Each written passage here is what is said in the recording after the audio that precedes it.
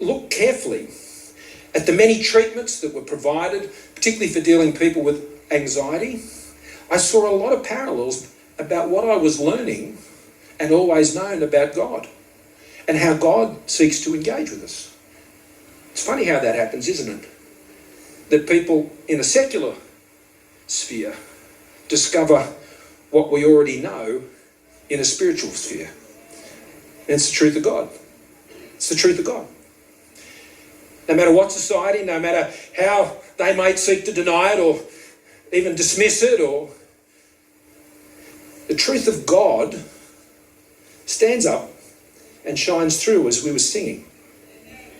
So, you know, one of the most important things in all of these treatments for anxiety is, and those suffering, especially with mental illness, is people need to know they are seen, that they're acknowledged, that they're heard, that they're listened to, that they're understood, that they're not making it up, that they're not soft or weak, or if you go back into the sort of stigma that is attached to mental illness, people are taught to think like that. And they're broken and they're hurting and they're living a nightmare every single day. And one of the first things that the counsellors try to do as they walk into, whether it's Headspace or Head to Health centres that we establish or any of these, is to say, you matter. I see you. I see the pain that you're going through. I can hear you. I'm listening to you. I'm taking you seriously. I'm acknowledging what's happening to you. You are at the centre of this conversation we're having. And you know, that's how God sees you. That's how God understands anxiety. God knows that anxiety is part of the human condition. I joked before, and the previous service, and Matt's here. Look, I know this. My physical body, if he and I go and play tennis, not only will it be humiliating, embarrassing for me, he might try and be kind to me as he was when we first met a few months ago. But I tell you what, I'm walking off that court, sore, hurt, aching for days. He would never know he'd played me. Because that's my natural human condition. Anxiety is the same, and God knows that. God knows what you're going through. God knows that it's part of who you are as a human being. How do I know that God knows that? Well, he spent 3 years here on earth with 12 very anxious guys. Every single day.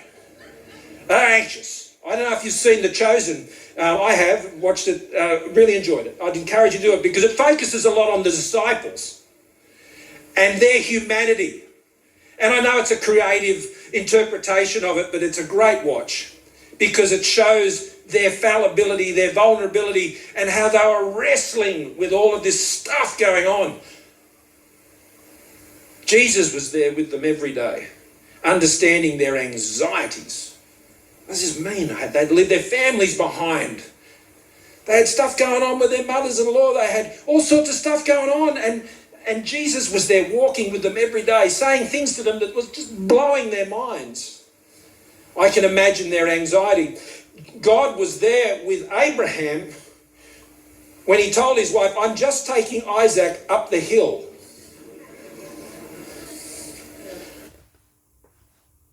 He walked with him up that mountain. God was there when Noah got on that ark. He was with Joseph in prison when Joseph felt everything was lost.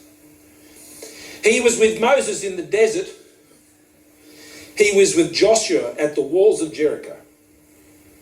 I often reflect on this one, and I did when I was Prime Minister, and the day, in fact, I became Prime Minister.